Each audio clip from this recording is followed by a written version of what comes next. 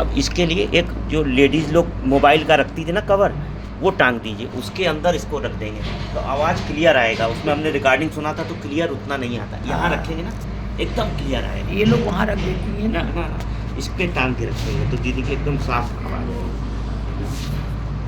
बोलो श्री वृंदावन बिहारी लाल हरे कृष्ण।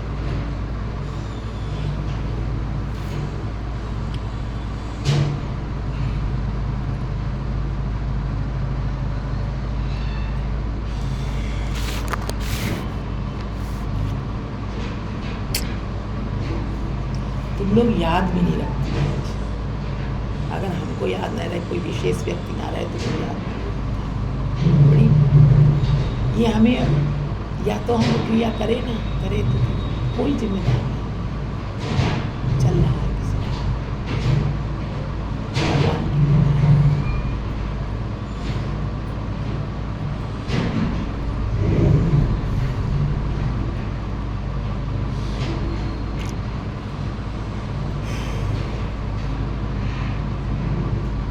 शहर का कृष्णनगर नाम आज सार्थक हो रहा है। दुकानदार दुकान छोड़ हरी बोल कहकर नाच रहे हैं। ऑफिस के बाबू लोग ऑफिस की पोशाक पहने धूल में लोट-पोट रहे हैं। कुली सर पर बोझा रखे आनंद में विभोर से झूम झूम कर नृत्य कर रहे हैं। बाबा जी महाशय प्रेम गदगद कंठ से केवल इतना कहते हैं, आभार बल हरिनाम आभार बल, एक हरे कृष्ण नाम आभार बल। इस प्रकार बार बार हरिध्वन हो रही है और बाबा जी महाशय का शरीर पुलकावली से विभूषित हो रहा है। भाव में विभोर होकर बार बार भूमि पर गिरने लगते हैं और 5-7 लोग मिलकर किसी प्रकार उन्हें संभाल पाते हैं। इस अवस्था में जब कंप होता है तब सभी लोग हवा के झकोरों से हिलते हुए केले के पत्तों की तरह कांपने लगते हैं और अश्रुधार रोके नहीं रुकती। तब आत्महारा हो रहे हैं, सब आत्महारा हो रहे हैं। किसी का खोल बजाते बजाते हाथ फट गया है, उसे होश नहीं। करताल बजाते बजाते किसी के हाथ का चमड़ा निकल गया है, उसे पता नहीं। किसी के हाथ से करताल गिर गया है, वो हाथ से ताली बजा बजा कर नृत्य कर रहा है। दूसरा उसी करताल को उठाकर बजा रहा है और कीर्तन कर रहा है। संध्या देवी भी मानो इस सर्वचित्ताकर्षक कीर्तन को सुनकर विमुग्ध हो सदल बल धीरे धीरे आकर उपस्थित हुई। चारों ओर से कोई लालटेन कोई लैंप लेकर आने लगे।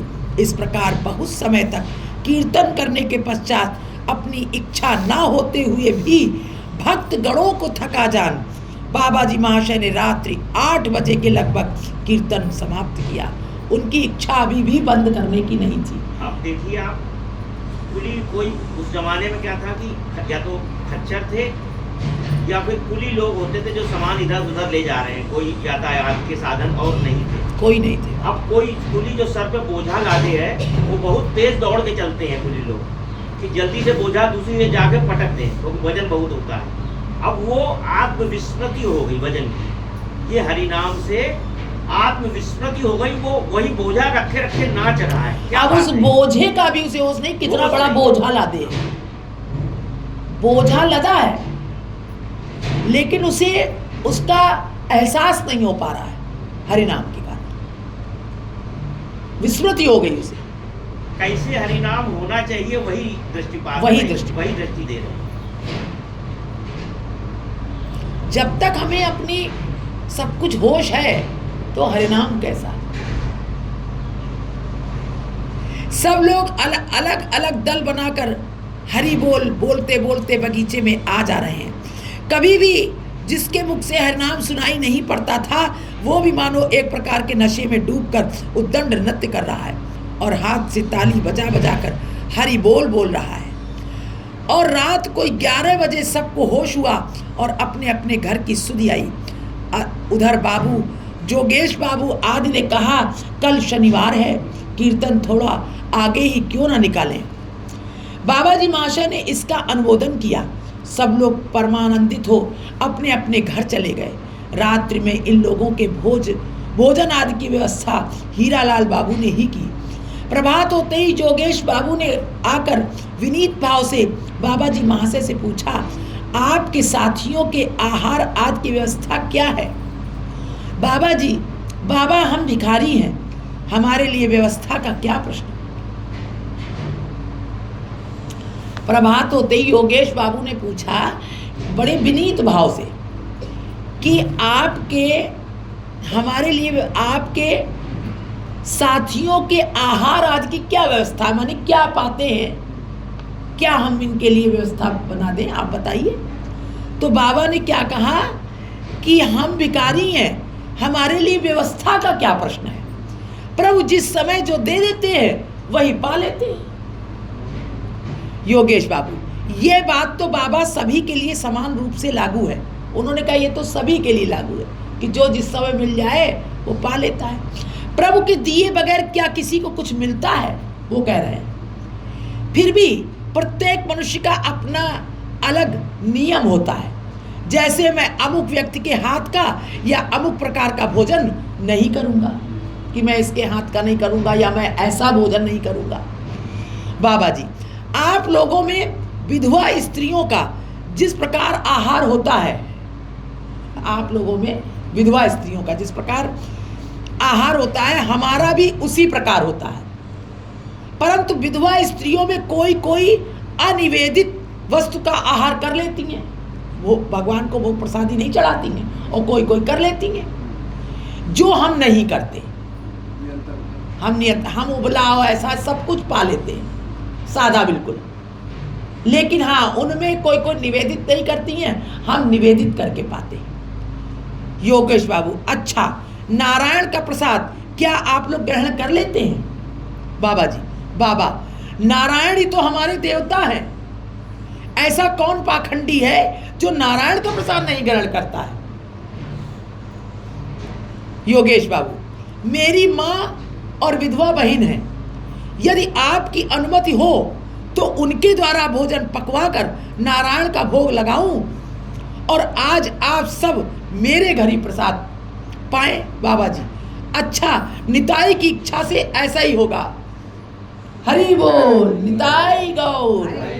मेरी माँ और मेरी बहन विधवा ही है, तो क्या उन्हीं के हाथ से बनवाऊं, भिजवाऊं और नारायण का भोग लगा दूं? तो क्या आज आप मेरे घर ही रहेंगे और प्रसाद पाएंगे? बाबा जी, अच्छा ठीक है, निताई की जैसी इच्छा होगी। योगेश बाबू अति प्रसन्न हो घर गए और माँ से बोले, माँ, नवद्वीप से एक महापुरुष आए हैं, आज हमारे घर भोजन करेंगे। उनके साथ 12-14 साधु भी हैं, 12-14 साधु भी हैं। अति पवित्र भाव से नारायण का भोग लगाकर उन्हें प्रसाद देना होगा। योगेश बाबू की बहन बोली, मैंने कल रात्रि एक स्वप्न देखा था, खूब दीर्घाकार, बहुत दीर्घ माने लंबी। मैंने दीर्घाकार एक साधु आकर मुझसे कह रहे हैं, बहन बड़ी भूख लगी है, कुछ खाने को दे दो।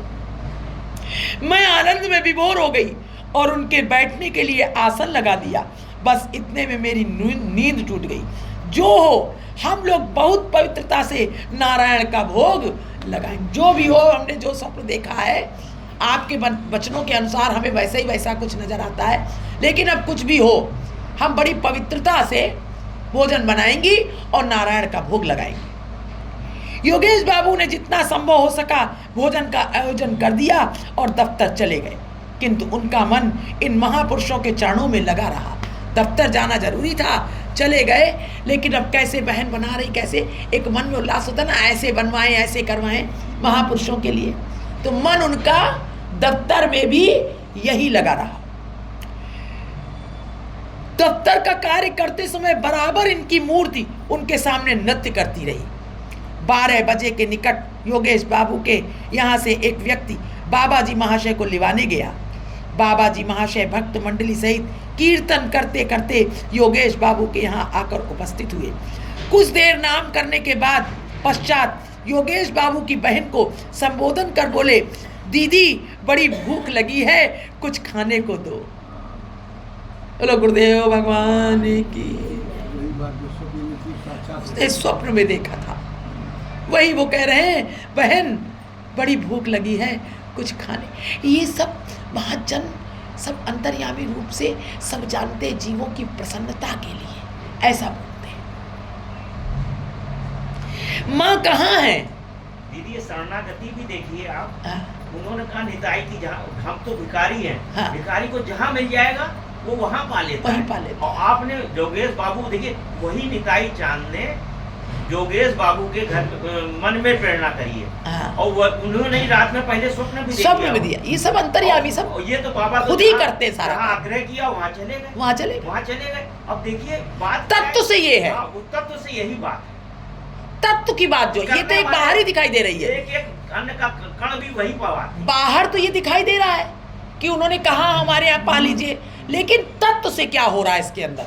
ये लीला चल रही है भगवान की, जीवों पर कृपा कर रहे हैं, दया कर रहे हैं कि इस बहाने से उनके उन्हीं को स्वप्न भी दिया उन्होंने।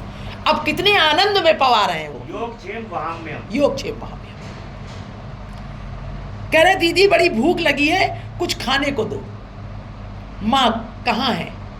जैसे अभी कल ये प्रेम जब खत्म हुए हैं भैया, उसके एक दिन पहले हमने स्वप्न देखा कि पता नहीं कितना सब हम व्यस्त हैं, और कोई पीछे पीछे हमारे कह रहा है रज लगा दो, हमारे रज लगा दो, हमारे रज लगा दो। अरे आप जरा सा हमारे रज लगा दीजिए। तो ये सब वास्तव में बड़ी लीला, आंतरिक लीला तो कुछ और चलती है। इसलिए वैष्णव भक्त जो होते हैं ना भैया, वो बाहरी व्यवहार को वो आंतरिक लीला में करके दर्शन करते हैं। वो जो व्यवहार हो रहा, बाहरी लोग तो समझते हैं ये ऐसा कर रहे हैं, लेकिन उनके अंदर कुछ और चलता है। उनके अंदर वो आंतरिक लीला, वो लीला में प्रविष्ट होते हैं, वो लीला में रहते हैं हमेशा। वो किसी मनुष्य को देख रहे हैं, किसी पशु को देख रहे हैं, वो देखने में लोग समझ रहे हैं ये इसके साथ व्यवहार कर रहा है, इससे हंस रहा है, इससे बोल रहे हैं, ये काम कर रहे हैं ये इसके साथ, लेकिन वो कुछ और भाव में हो रहा है। वहां पर आंतरिक लीला चला करती है, उसे कोई जान नहीं सकता, उसे कोई नहीं जान सकता। उसे तो जगत वाले बल्कि समझेंगे अरे ये कैसा व्यवहार हो रहा है, उसे उल्टा समझ लेते, लेकिन वो वही जानते, और जिसके साथ होता है उसको जना देते हैं। जगत के लिए वो अव्यवहारिक रहता है। वो अव्यवहारिक रहता है, हमेशा उनका कार्य अव्यवहारिक ही रहता है। मेल कैसे खा सकता है? ये सदा सदा ये समझिए आप। क्योंकि एक तो वो अपने को जनाना नहीं चाहते, वो तो उनका इतना ओरा रहता है, जो इतना प्रभाव रहता है भजन का, वो अपने आप कार्य करता है, उन्हें कहने की भी आवश्यकता नहीं होती है। कह रहे हैं दीदी बड़ी भूख लगी है, कुछ खाने को दो। माँ कहाँ है? यह सुनकर योगेश बाबू की बहन अति विस्मित भाव से माँ के निकट जाकर बोली, माँ मैंने कल रात जो स्वप्न देखा था वो बिल्कुल ठीक हुआ। बड़ी प्रसन्नता से दौड़ी दौड़ी गई कि मैंने जो स्वप्न देखा था वो ठीक था। ठीक इन्हीं के सामान एक साधु ने कल रात ठीक इसी भाव से मुझसे खाने को मांगा था। हम अब ये एक बात बता रहे हैं, ये आंतरिक बात जो बाबा कह रहे हैं ये बिल्कुल सत्य है। हमारे यहाँ ये बच्चे सब हंसते हैं हमको, अब ये तो अपनी ऊपरी बातों में रहते हैं। तो जब कहीं किसी की भैया कहीं भी कोई सुनाई देता है कोई बात, या किसी की कोई बात है, तो हम जैसे कहते हैं अब देखना अभी मम्मी कहेंगी कि हमको ये बात पहले से पता चल गई थी। ये लोग कहेंगे अभी मम्मी कहने वाली हैं, तो हम अगर कहने वाले भी होते तो चुप हो जाते हैं कि ये इस बात का महत्व समझेंगे नहीं, और ये कहेंगे कि कहने वाली थी। अपने अंदर ये समझ लेते प्रभु सब आप अंतर्यामी की तरह से आप बता देते हैं। कहीं कोई की शरीर छूटेगा, कहीं कुछ होगा, तो कहीं कोई खबर आएगी, कहेंगे फलाने ने कहा ऐसा ऐसा हो गया, मम्मी अभी कहेंगी कि हाँ ये बात हमको पता थी, तो वो हंसते हैं। लेकिन हम ये जानते हैं ये बात सत्य, जैसे आज वो कह रही ना कि माँ वो बात सच हो गई, तो ये सच है कि जितना ही आप भगवान का चिंतन करेंगे, जितने ही आप भगवान के निकट रहेंगे, संसार का चिंतन नहीं होगा, तो वास्तव में वो अंतरंग लीला आपको छूती रहेगी। अनुभव होता है भैया। ये आप लोगों से हम क्षमा मांगते, कोई अपनी कोई हम महानता कोई ऐसा नहीं, ये इसलिए कहते हैं जिससे कि नहीं विश्वास होता है विश्वास करिए। ये अक्षर सब कुछ बिल्कुल सत्य है।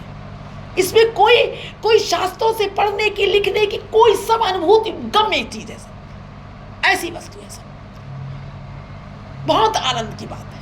तर्क से बहुत दूर है ये सब तर्क करने वाले नहीं है, ऐसा क्यों वैसा करे, तो बस मौन हो जाइए वहां पर। और अगर आपकी इच्छा होगी, आप भगवान से प्रार्थना करेंगे, दया करेंगे कि इन पर भी दया करो, तो उनका भी तर्क करना बंद हो जाएगा। ये ऐसी स्थिति है। ठीक इन्हीं के समान एक साधु ने कल रात ठीक इसी भाव से मुझसे खाने को मांगा था। मां बड़ी खुश हुई, वो दौड़ के गई। यह अवश्य कोई महापुरुष है, ये अवश्य कोई महापुरुष है जो मैंने रात को दीर्घ काल देखा था। ये प्रेम आए हैं तो हमने इसीलिए कहा ये यहां पर आए हैं, और आज से 20 साल पहले कह दिया था कि देखो सुनीता, कहीं भी रहना, हम हो या ना हो, ये आएंगे, अंतिम समय तुमको मिलेगा इनका, ये अंतिम समय तुम्हारे पास ही आएंगे। बच्चों से भी कह दिया था, तुम चाहे कुछ सोच लो, ये ईरान से तुरान चले जाए, कभी तुम लोगों से ना हो, लेकिन अंत समय तुम लोग के पास बीतेगा, कह दिया था। क्यों? कि वो है, लीला है ऐसी, प्रभु को पार लगाना है। विश्वास कीजिए आप, पक्का हमने कह दिया था। देखो बार बार कह रहे हैं तुम लोगों से, द्वेष मत कर बैठना, भूल मत करना, और उसी हृदय से, ये तो गुण गुणों में बरत रहे हैं, वो जो गुण है उनके, वो अपना भोग बांध तुम लोग भोग रहे हो, वो उसकी छोड़ो। आंतरिक स्थिति है कि ना कोई किसी का पिता है, ना कोई पुत्र है, ना कोई पति है, वास्तव में सब एक ही तत्व है।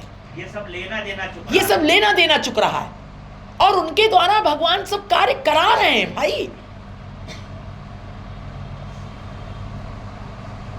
हम लोग को लगता है कि ये मेरा पुत्र, ये मेरा बड़ा पति, ये नहीं, ये सब लेन देन चल रहा है। कोई नया ना बने, बस ये बस प्रयास करना है।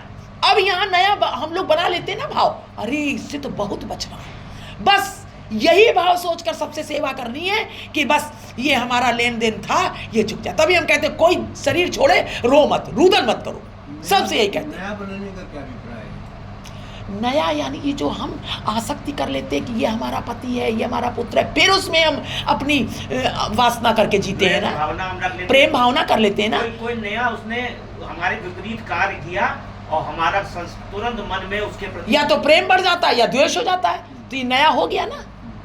और अगर हम ये जानेंगे कि ये सब हमारे पहले के हैं, तो हम, अगर हमको वो द्वेष कर रहा है तो हम काट लेंगे, हम उससे द्वेष उससे नहीं करेंगे, हम कहेंगे ये हमारा पुरछला था, तो इससे आंतरिक प्रेम करके सब खत्म कर दो। मुक्ति इसी जन्म बस में, इसी देह में, इसी जन्म में सब लेन देन कर लो। मुक्ति कर ली। मुक्ति का अर्थ ही यही। यानी कि अब हमारे परिवार में हमसे कोई द्वेष कर रहा है मान लीजिए, या हमारे लिए कोई कुछ कर रहा है या नहीं कर रहा है, तो हम लोग प्रतिक्रिया करते हैं ना, प्रत्युत्तर देते हैं ना अपने व्यवहारों के द्वारा, है ना। तो प्रत्युत्तर नहीं देना है अब, कोई किसी भी भाव का प्रत्युत्तर नहीं देना। मन में सब इच्छाएं रखनी, मन में सब यही सोचना है कि बस ये सब हमारा कर्ज उतर रहा है।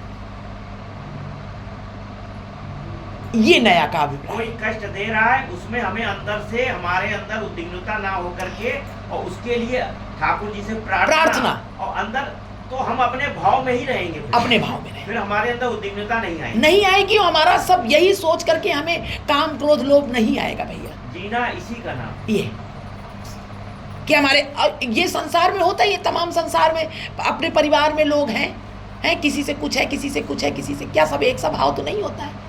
मतलब अगर नया बना लिया, हाँ। तो फिर अगले जन्म की हमने राह खोल ली। बिल्कुल, यही तो है। और क्या, वो तो फिर आज सुबह थे प्रैक्टिकल आपको बताया, वो तो फिर जाएगा भैया नीचे हमारा इंतजार कर रहे थे, मेरे को पता था भैया 7:45 बजे आ जाएंगे, और 8 बज गई, और नाश्ता जो, अब नाश्ता अगर ऐसे ही भाग जाए तो बहुत बुराई हो जाती, बहुत ज्यादा क्लेश होता घर में, और हाँ, तो 15 मिनट और बैठना पड़ा, बहुत बैठना। कि जब भी जैसे बनेगा तभी पा पाएंगे, और पाए और कह सकते नहीं जल्दी करो, अरे ना कहाँ जाना है, क्या इतनी जल्दी क्यों जा क्या रहे हो? मतलब है, कहाँ जा रहे हो? कहाँ जा रहे हो? वहाँ तो 9 बजे खुलता है, अब जल्दी जाके कहाँ जाना है, ये सब प्रश्न होने लगेंगे, तो वो भी नहीं कह सकते। तो उस समय क्या करें, मौन रहना, कि जो टाइम ठाकुर देंगे उस टाइम ही मिलेगा सत्संग, उसके पहले नहीं मिल सकता। ये घर की ये व्यवस्था करके चलनी है भैया, ये नया झगड़ा झंझट नहीं करना, यहाँ सत्संग में आ जाएंगे तो कोई प्राप्ति नहीं, कोई प्राप्ति नहीं होगी। अब वहाँ लड़ झगड़ के आ गए, अरे हमको जाना है, तुम तो समझते नहीं हो, जल्दी करो, हमको दो, है तो यहाँ का जीरो हो गया हमारा। क्या हुआ? सत्संग में आने का मतलब है कि जहाँ सत्संग विश्राम हुआ, अगले दिन की सत्संग की के भाव मन में आने लगे, योजना बनने लगे। तड़प आने लगे, कि और अगले दिन कैसे हो, पूरा दिन ना कटे सत्संग पूरा के दिन बगैर, वही कि याद जल्दी आता है। जल्दी जल्दी सत्संग फिर ही बैठे, याद आता रहे, सत्संग याद आता हमने कहा ना लेके जाओ सत्संग, तो वही सत्संग जो यहाँ हुआ है 24 घंटा, जब तक अगले दिन नहीं आ रहे हैं, वही सत्संग अंदर चलना चाहिए, वही तब वो स्थिति मिलेगी। जयराम।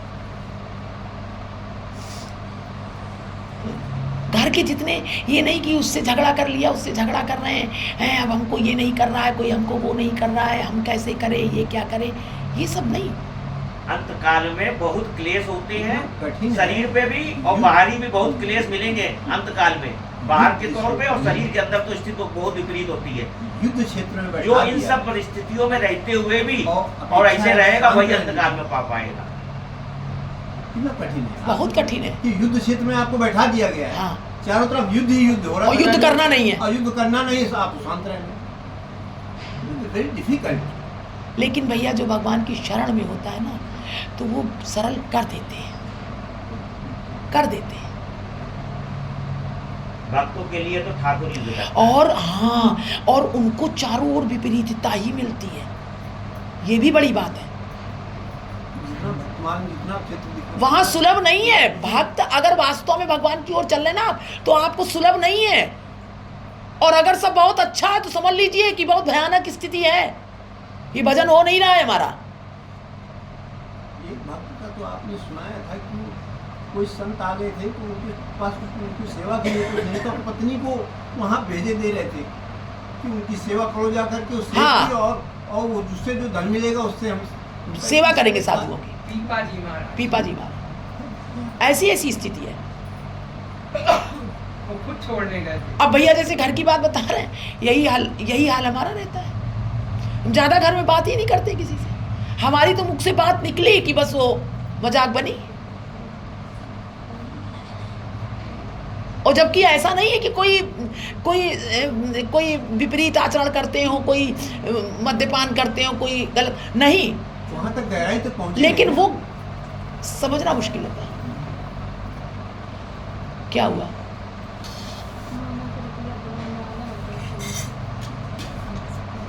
क्या हो गया? तबीयत खराब?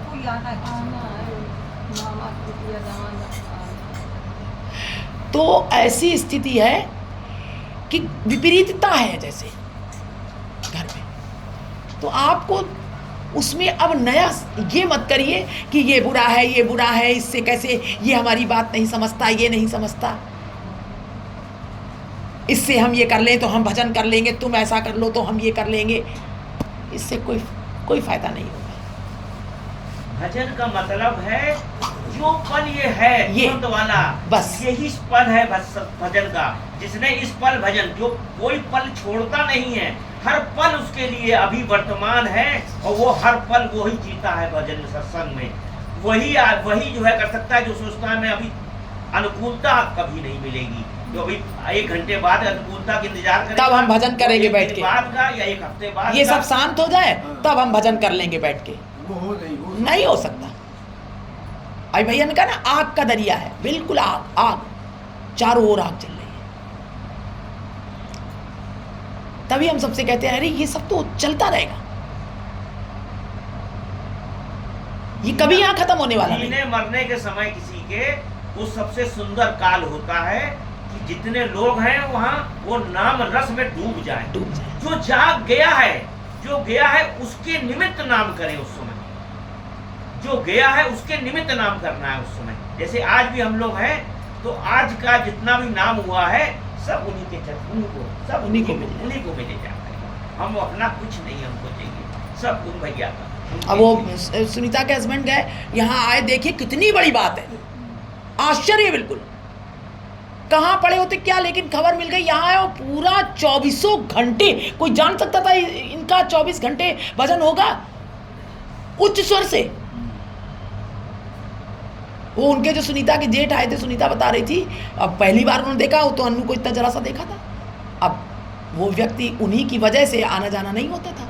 अब बेचारे सब आए तो कह रहे थे कि अरे ऐसा तो हमने पहली बार देखा कि हरिनाम संकीर्तन चल रहा था इतनी जोर जोर से, और वो भी नाम ले रहे थे, स्वतः नाम ले रहे थे वो। लेकिन लोग पता नहीं, वो स्वतः नाम इसलिए उनका निकल रहा था, यहाँ नित्य नाम करते हैं ना, तो नाम हृदय में वो आता है, और फिर वो नाम कहीं भी करेगा तो सब चलेगा। जैसे बड़े बाबा कर रहे हैं तो कुली भी है और दुकानदार सब भी, कर रहे हैं। सब आत्महारा हो रहे हैं। सब कर रहे हैं। वही बात, ये संघ का प्रभाव। ये सच है। देखिए इधर से हम जब ये करते हुए जाते हैं तो जिनके यहाँ वो लोडर होता है दूध वाले, जबकि हम किसी को नहीं जानते, जो हमको मिलते हैं सब दीदी राधे राधे, हरे कृष्ण कृष्ण कृष्ण, जबकि वो कभी यहाँ देखती हो, हाँ भैया जो कुछ हाथ में होता प्रसाद बांटते चले जाते। अब कभी कभी निगाह पड़ जाती है तो देखते अरे देखो इनसे तो हम कभी, तो ये वास्तव में नाम का प्रभाव। वो कुलीन ग्रामवासियों ने जो 3 वर्ष आए हैं, 3 वर्ष में जो वैष्णव के लक्षण पूछे हैं तो 3 महाप्रभु जी ने अलग अलग बताए हैं। पहले वर्ष जिसके मुख से एक बार भी निकल गया, द्वितीय वर्ष जो निरंतर नाम करता है निरंतर, और तृतीय बात वो कौन कि जिसको देख करके भगवान नाम निकलने लग भगवत जाए, नाम निकल वो जाए, परम वैष्णव, दूसरे के मुख से नाम निकल जाए, उसको देख करके उसके इष्ट की याद आ जाए। ये बड़ी बहुत भगवान की बहुत बड़ी दया। कह रही है अवश्य कोई महापुरुष है। माँ बोली योगेश ने भी यही बात कही थी। इनका आकार प्रकार भाव भंगी आदि देखकर हृदय को यही बोध होता है कि ये कोई महात्मा है। इनके दर्शन मात्र से भक्ति का उदय होता है। इनके दर्शन मात्र से भक्ति अपने अंदर प्रकट होने लगती है, उदय होता है। यह कहकर माँ ने सब लोगों से बैठक में विश्राम करने की प्रार्थना की। आइए आप सब बैठिए, विश्राम कीजिए। थोड़ी देर में ठाकुर जी का भोग लग जाने पर सबको प्रसाद पाने के लिए बिठा दिया गया। माँ और बहन दोनों प्रसाद परसने लगी। माँ बोली बाबा मन में किसी प्रकार का संदेह ना करना, मैंने जल तक का नारायण का भोग लगाया है, जल तक का नारायण का भोग लगाया है, किसी बात में संदेह ना करिएगा, भोग लगाया है सब। प्रसाद नारायण के प्रसाद के अतिरिक्त और कुछ भी आप लोगों को ना परसूंगी। बाबा जी महाशय बोले माँ भगवत अनिवेदित वस्तु ग्रहण करने से अपराध होता है। उन्होंने इसीलिए कहा कि और कोई बात नहीं है, जो भगवान को निवेदित नहीं की जाती और वो वस्तु हम पाते हैं तो वो अपराध होता है। वस्तु ही क्या, आपके जो भाव भी आ रहे हैं वो सब कुछ अर्पण करें। आप अपनी क्रियाएं भाव वस्तु सब कुछ, खाने पीने को सब कुछ बाबा बता रहे हैं ना, अर्पण, सब कुछ अर्पण अपना, स्व के लिए कुछ नहीं। मां भगवत अनिवेदित वस्तु ग्रहण करने से अपराध होता है। भगवत अपराधी का कभी मंगल नहीं होता है। फिर संतान का जिससे अमंगल हो ऐसा क्या कभी मां कर सकती है? इस प्रकार बाबा कह रहे हैं क्या संतान का कभी अमंगल हो ऐसा मां कह रहे हैं ना उनको। तो हम जानते हैं कि आपने निवेदित किया है सब कुछ। बड़े बाबा का स्वभाव है, हाँ। वो हर एक से संबंध स्थापित संबंध, निकट का संबंध। और यही बात गुरु परिवार में है कि हम सब का आपस में इतना प्रेम है और इतना व्यवहार दादा करके है, वो अपने आप हृदय में आने लगता है। हाँ। कि ये अब बूढ़ी बूढ़ी माँ आती थी कितनी है, और देखो सबको अम्मा, और कितना उनकी यहीं से जीवन पार हो गया। एक एक रोटी के लिए बेचारी आती, किसी ने बता दिया वहां चल जाओ, दुखी रहती थी, कहाँ यहाँ आकर के आनंद में मस्त। तो बल्कि हमारी माता जी कह दिया करती थी तुम्हारे पास तो बहुत माँ है। तो हम कहते थे क्या बताएं माता जी, वास्तव में हृदय से वो दिखती है माँ।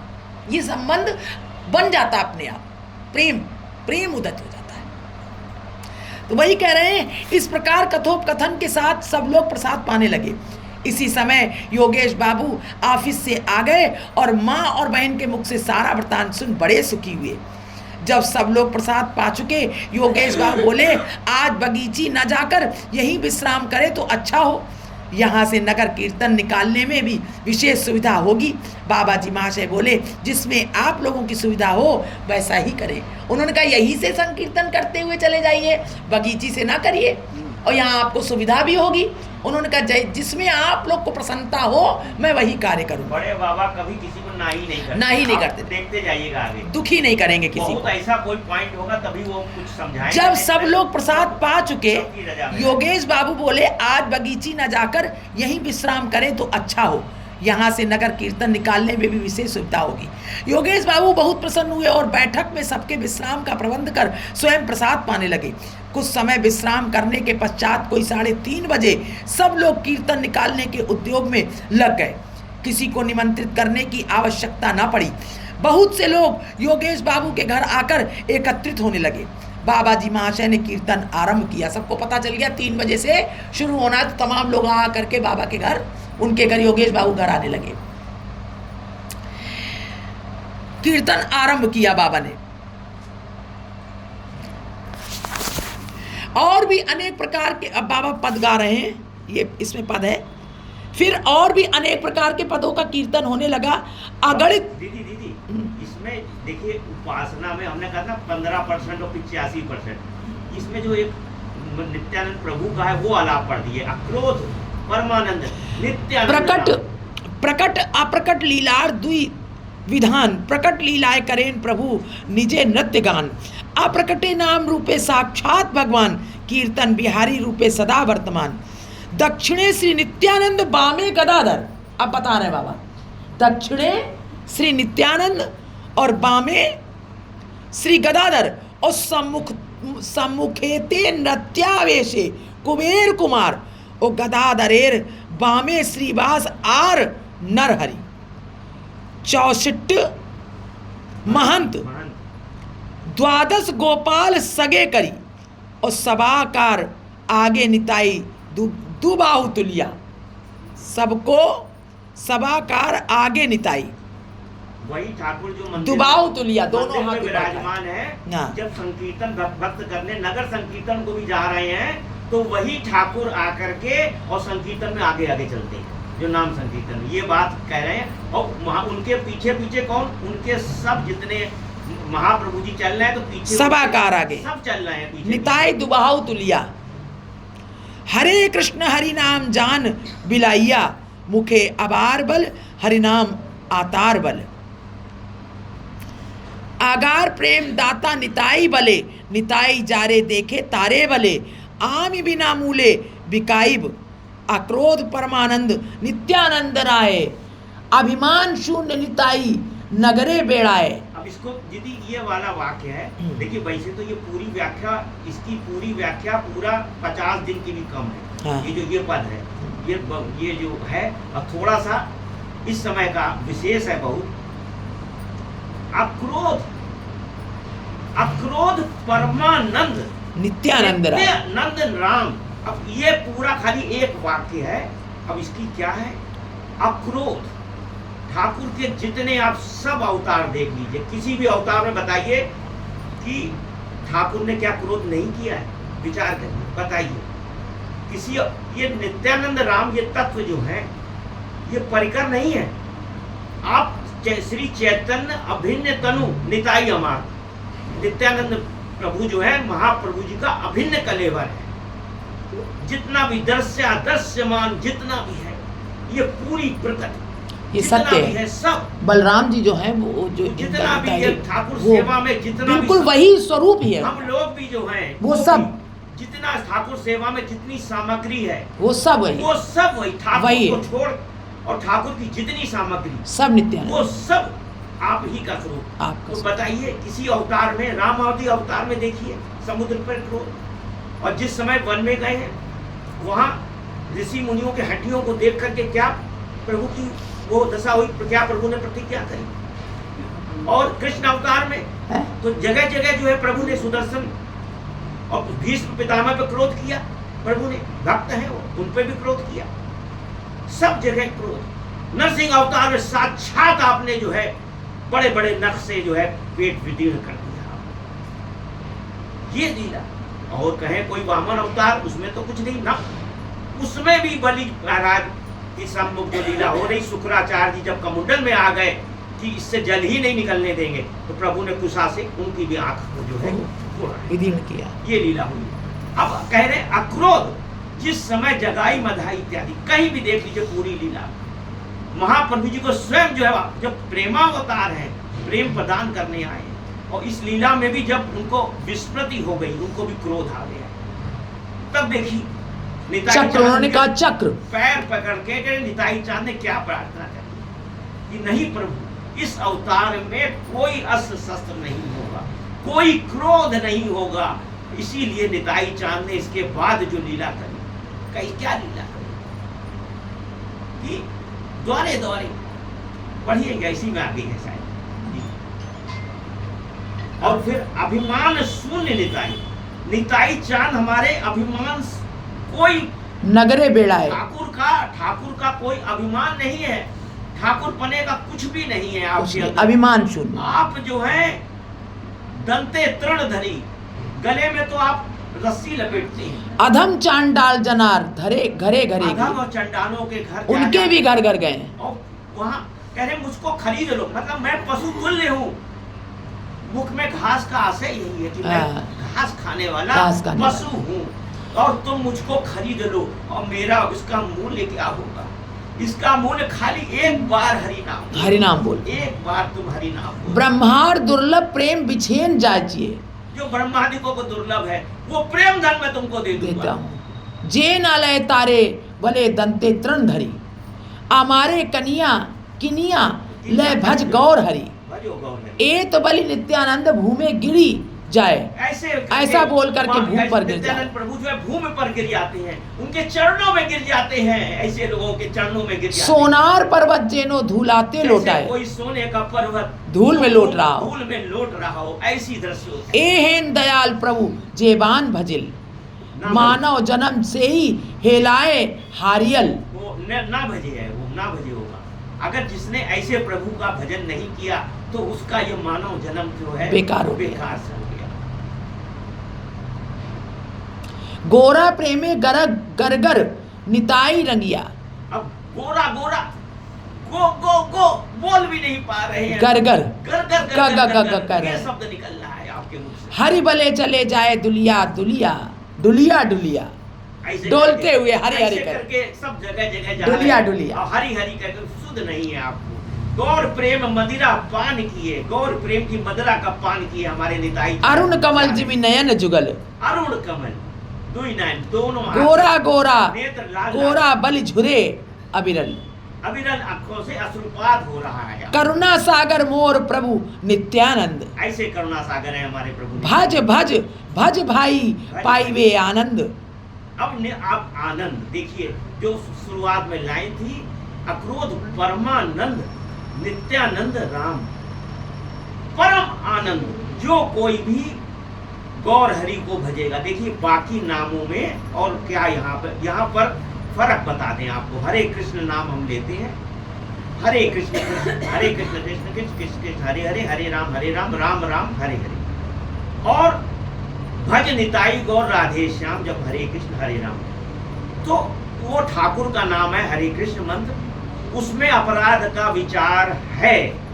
लेकिन जब निताई गौर राधे श्याम नाम में, इसीलिए सिद्ध बाबा जो है वो वृंदावन से आ गए नवदीप को भजन करने को, कि वहाँ ब्रज धाम में तो विचार है, अपराध है, लेकिन नवदीप धाम में, नदिया में, हमारे निताई गौर के धाम में कोई भी अपराध नहीं लगता है। इसीलिए ये नाम कैसे भी किसी भी अवस्था में इस पे कोई भी अपराध ही नहीं लग सकता है, यही है फर्क। सुखे बा दुखे ते किंबा जथा तथा थाक, दिनांते निशांते किबा निताई बोले डाक, निताई निताई निताई निताई बल भाई, निताई गौरांग बिने आर गति नाई। और भी अनेक प्रकार के पदों का कीर्तन होने लगा। अगणित लोग इकट्ठे हो गए, कौन कहाँ गिर रहा है, कौन किसे पकड़ रहा है, किसी को सुध नहीं। कोई भूमि में लौट रहा है, कोई बाबा जी महाशय के चरण पकड़ उच्च स्वर से रुदन कर रहा है, कोई प्रेम उन्मत्त भाव से उद्दंड नृत्य कर रहा है। बाबा जी महाशय के शरीर में अष्ट सात्विक विकारों का पूर्ण रूप से विकास हो रहा है। निरंतर पुलक अश्रु और कंप हो रहा है। जो कोई भी उत्सु मधुर नृत्य भंगी अविरल अश्रु विसर्जन और भावभूषण विभूषित विशाल शरीर को एक बार दर्शन कर लेता है, वो एक अनिवर्चनीय आनंद रस में निमग्न हो जाता है। कृष्णनगर आज नदिया नगर की भांति जान पड़ता है। बालक वृद्ध नर नारी धनी और भिखारी सभी के मुख से निताई निताई निताई निताई निताई बल भाई की निताई गौर हरि हरि बोल, निताई गौर हरि बोल की ध्वनि उठ रही है।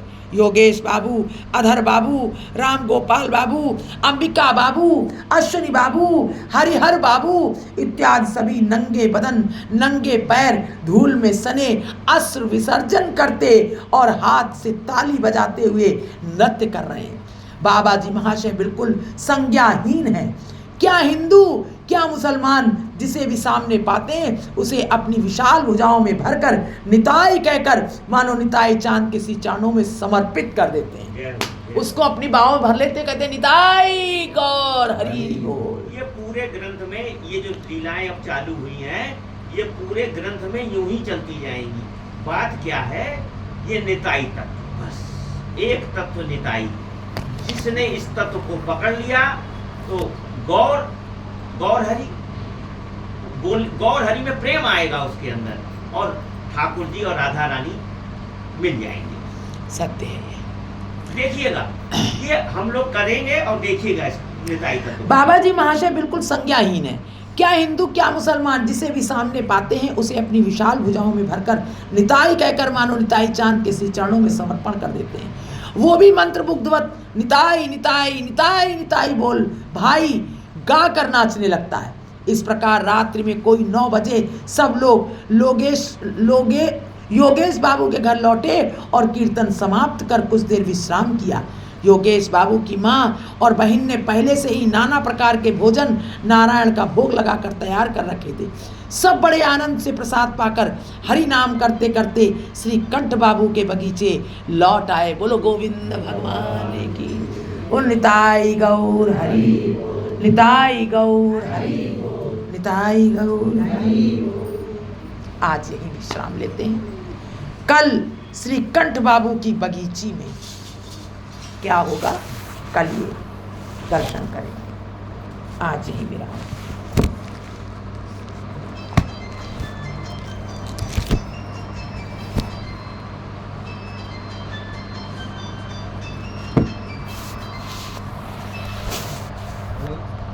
आप बीच में हाथ लगाया था, उससे इसीलिए नहीं हो पाया था। भैया